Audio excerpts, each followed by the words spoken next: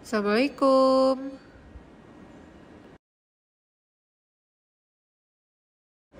Baik, sebelum memulai kegiatan hari ini, mari kita berdoa terlebih dahulu. Berdoa dimulai.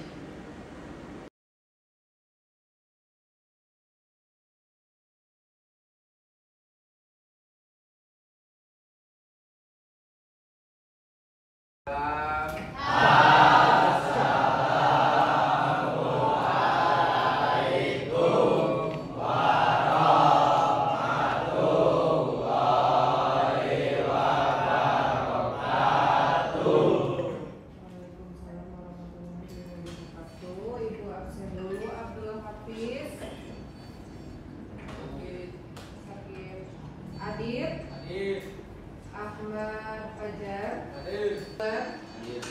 Rizky, Septiawan, mudah-mudahan yang tidak hadir hari ini yang sakit seperti dari kesehatan ya. Semua sehat. Baik, hari ini kita akan masuk ke materi berpikir komputasional ya, untuk mata pelajaran coding dan kecerdasan artifisial.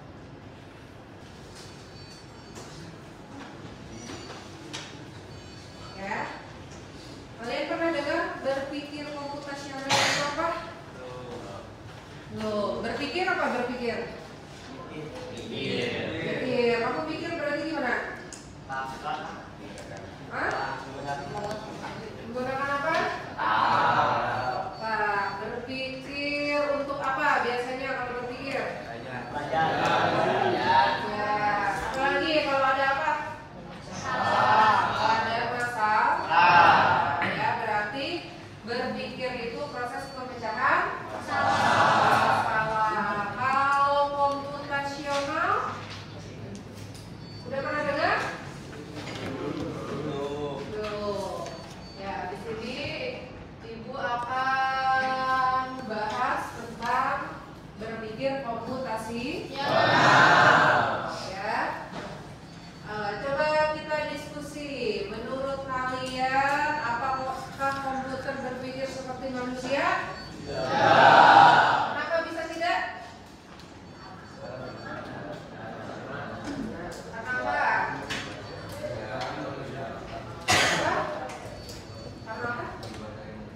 Dibuat oleh manusia atau komputer itu dioperasikan oleh manusia. Jadi yang kepintarannya berasal dari manusia. Jadi komputer berpikir seperti manusia? Tidak. Ya, dia melalui program komputer ya. Udah mulai tergambar? Ya, tujuan pembelajaran kita belajar berpikir komputasional yang pertama supaya kamu bisa menjelaskan konsep berpikir komputasional, menerapkan langkah berpikir komputasional untuk menyelesaikan masalah sehari-hari. Yang ketiga, menciptakan solusi masalah. Menyusun nanti kita akan bahas satu sambil kita pelajari di kehidupan sehari-hari. Baik, kita masuk ke pengertian berpikir komputasional ya.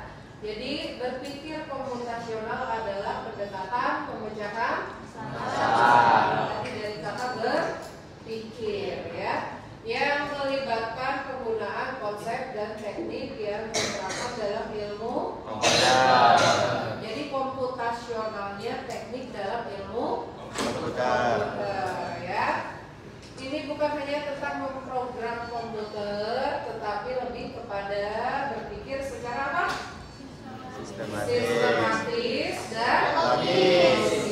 Sistematis itu apa? Udah ada yang pernah dengar? Sistematis berarti berulang. Kalau logis, ya yang masuk akal. Jadi sekiranya nggak masuk akal, jangan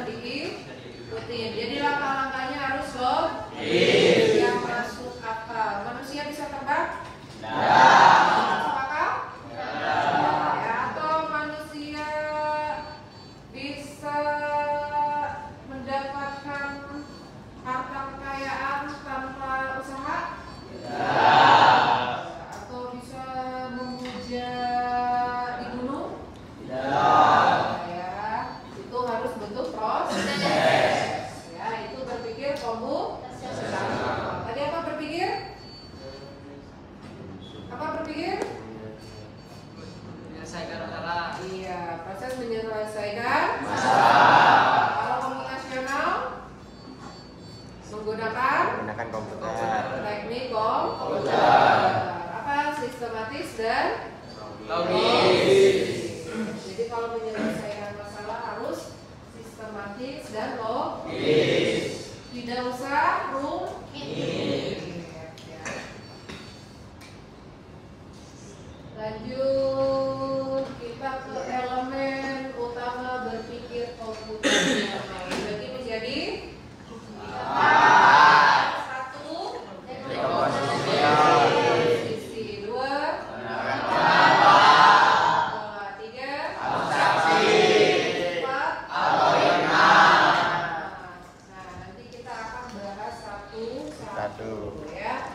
Jadi ada 4. Yang pertama dekomposisi, pengenalan pola, abstraksi, sama algoritma.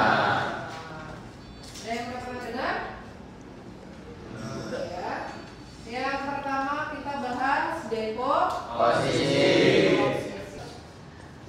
Ya, yang pertama dekomposisi. Dekomposisi itu berarti memecah masalah menjadi bagian-bagian yang lebih kecil dan lebih mudah dikelola. Ya. Yang tadinya masalahnya besar jadi lebih kecil karena dibagi-bagi. Contohnya apa di kelas kamu? Iya, misalnya penentuan jadwal piket. Kalau hanya mengandalkan satu orang capek tidak? Capek. Makanya tugas piket dibagi. Terus apa lagi di dalam kelas? Pembagian FPG, jadwal pembagian FPG. Ya, karena kalau cuma mengandalkan itu aja juga capek. Terus apa lagi? Ya, struktur kelas. Ya, dibagi menjadi apa? Ketua kelas, wakil, sekretaris, bendahara, dan sebagainya. Biar masalahnya terpecah. Atau dalam kehidupan sehari-hari apa? Dekomposisi. Apa kira-kira di kehidupan sehari-hari? Ya, atau di perbengkelan apa? Memperbaiki apa? Ya, memperbaiki masalah di bengkel, dibagi-bagi. Kira-kira ini kerusakannya karena apa? Ya. Kalau di sini membuat sarapan. Misalnya sarapannya ada roti bakar dan itu dibagi ya. Ini dekomposisi. Paham apa itu dekomposisi? Ini apa dekomposisi? Jadi masalah menjadi bagian yang lebih kecil. Oke, kita lanjut yang kedua, pengenalan pola. Kalau pengenalan pola tadi membagi, sekarang mengidentifikasi kesamaan atau pola di antara masalah-masalah yang berbeda. Jadi ketika ada yang sama dipisahkan. Contohnya apa?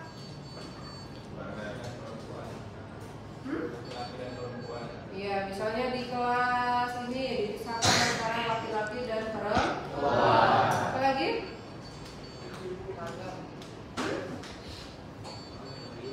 Apa misalnya dalam permainan apa kira-kira? Permainan bola dipisahkan berdasarkan tim, grup, dan sebagainya ya. Atau misalnya ketika kamu sakit perut, ya, ketika kamu berarti solusinya gimana polanya?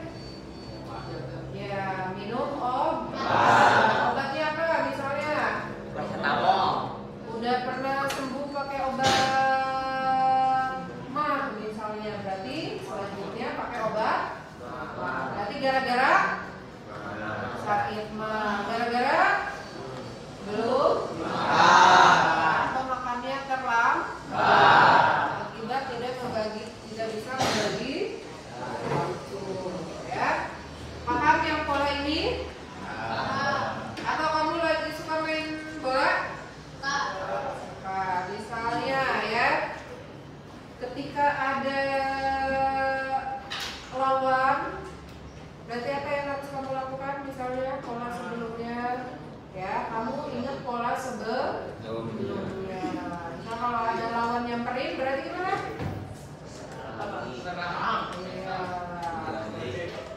Ya, tergantung situasi. Berarti mirip-mirip pola dulu, misalnya ya. Kamu udah mempelajari lawan dari sebelumnya, itu pengenalan pola, ya. Paham yang ini? Paham. Jadi yang pertama posisi membagi. Kalau yang kedua pengenalan pola, mengidentifikasi yang sama. Sekarang yang ketiga abstraksi, menyederhanakan masalah dengan menghilangkan detail yang tidak penting. Jadi yang tidak penting, yang tidak usah kamu bawa-bawa, berarti tidak usah diikutkan. Contohnya ini berarti apa? Takdir, ya. Berarti kalau kamu lihat rambu ini berarti ya. Tidak usah memikirkan rambu yang lain, ya. Ini namanya abstraksi, ya, menyederhanakan masalah yang tidak penting. Lanjut yang keempat, yang terakhir namanya algoritma. Algoritma itu menggunakan yang jelas dan logis untuk menyelesaikan masalah. Jadi kalau menyelesaikan masalah itu jangan buru-buru, harus pakai strategi, harus pakai langkah-langkahnya yang apa? Sistematis dan logis. Coba kasih contoh algoritma dalam kehidupan sehari-hari. Coba kamu, algoritma apa dalam kehidupan sehari-hari? Contoh membuat kopi, langkah pertama apa?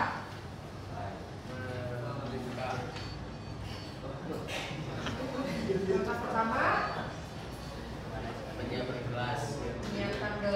Apa lagi?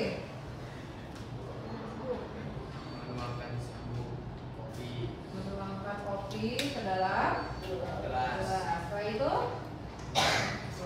tuangkan air panas. Di situ diaduk. Ya. Yang lain gimana? Setuju? Ya. Kalau bikin kopi berarti siapkan kopi dan gula, kecuali yang saset, ya. Kemudian masukkan ke dalam gelas. Habis itu tuangkan air panas dan diaduk. Kemudian kopi siap dihidangkan, ya. Itu adalah algoritma. Sekarang kita cari masalah, kalian selesaikan masalah dengan cara berpikir komputasi. Nah, Ibu ada kasus, kalian coba analisis.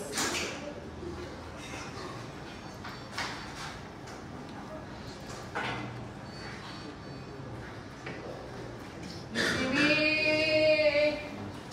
analisis mesin motor yang sulit dihidupkan. Karena kalian jurusannya TKR, berarti kaitannya sama pemesinan motor atau mobil. Ya, di ambil kasus motor ya. Dalam hal servis motor ya. Kasusnya seorang pelanggan datang ke bengkel motor dengan keluhan mesin motornya sulit dihidupkan. Setelah diperiksa ditemukan beberapa gejala. Yang pertama apa? Yang kedua?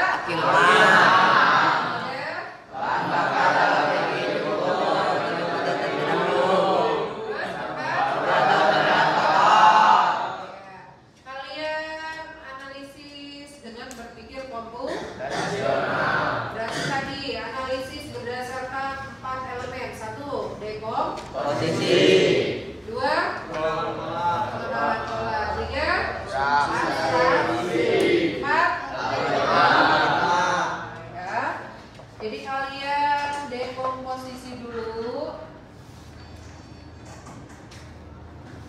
Pecah masalah utama, motor tidak bisa hidup menjadi faktor penyebabnya. Coba cari sistem pengapiannya, apa sistem bahan bakarnya, apa karena akinya atau karena karburator. Kamu cek dulu dekomposisinya, lalu pengenalan pola. Apakah gejala ini mirip dengan kasus motor sulit starter lainnya? Misalnya sebelumnya ada kamu ngebenerin motor kasusnya kayak gini juga, berarti polanya sama. Kamu tinggal benerinnya sesuai pola yang sama. Apa pola umum penyebab motor sulit hidup? Kira-kira pola umum sebelumnya karena apa ya? Itu pengenalan pola. Lanjut, abstraksi. Hilangkan hal-hal yang tidak relevan. Misalnya apa aja? Contohnya misalnya warna motor. Kamu gak usah mikirin warna motor ya. Merek motor, mau mereknya apa aja? Honda, Legenda, Yamaha dan sebagainya. Kamu hanya fokus sama servis motor. Model motor, mau modelnya apa? Aneh. Iya. Standar atau yang aneh-aneh. Kamu hanya fokus servis motor. Ceknya ini ya. Nah, pengapian, kelistrikan, bahan bakar atau karburator. Kerjakan di buku kalian masing. Ya. Nanti kalian presentasi, perwakilan presentasi.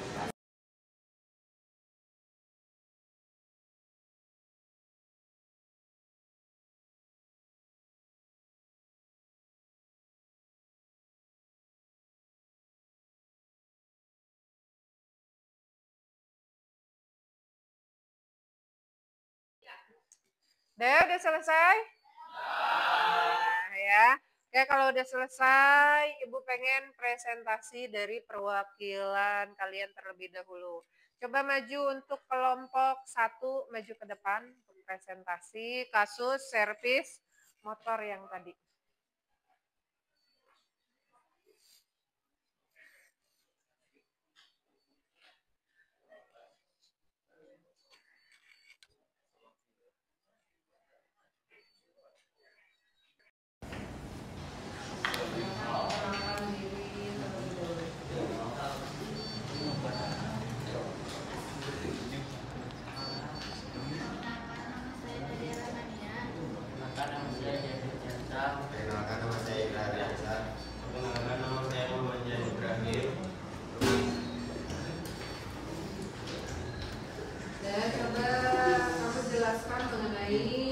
Permasalahan servis motor yang dekomposisi. Apa aja misalnya? Mesin kotor, aki lemah, pembakar dan tidak baik karena mesin tidak menghasilkan percikan api yang cukup banyak. Dan aki lemah, starternya tidak dapat berputar tidak kuat untuk menghidupkan mesin, karburator kotor sehingga aliran servis motor terganggu. Ya, jadi karena penyebabnya tadi ada yang businya kotor, ada yang sistem pembakarannya ya, akinya lemah. Oke, untuk yang kedua pengenalan polanya apa? Berdasarkan hubungan dengan sistem pengapian dan bahan bakar sehingga mesin sulit hidup. Ya, jadi dengan mengenal pola sebelumnya karena sistem pengertian. Ya. Yang ketiga, abstraksinya kira-kira apa yang nggak perlu dipikirkan? Kebersihan bodi motor, kondisi ban motor, kondisi rem motor. Kondisi rem motor, ya. Itu bisa yang tidak perlu kalian pikirkan. Kalau motornya kotor, perlu dipikirkan? Ya. Ya. Lanjut yang terakhir, langkah-langkah algoritma. Langkah 1 periksa kondisi aki, langkah 2 periksa kondisi busi, langkah 3 periksa karburator, langkah 4 lihat apakah bahan bakar mengalir ke karburator dengan lancar, langkah 5 hidupkan motor. Ya, itu cara pengecekan untuk menemukan masalah yang terjadi pada motor. Ada pertanyaan dari temannya? Sesuai? Ya, itu langkah-langkah untuk servis motor. Jika nanti kalian bekerja di jasa servis motor. Dan tepuk tangan untuk teman-temannya.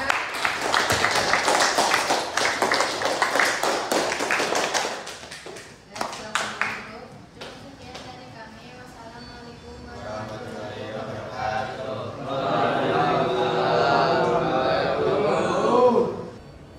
Dan untuk mengakhiri hari ini kita cukupkan dengan berdoa terlebih dahulu.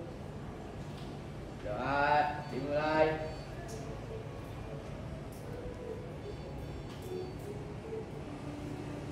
Berdoa selesai. Berita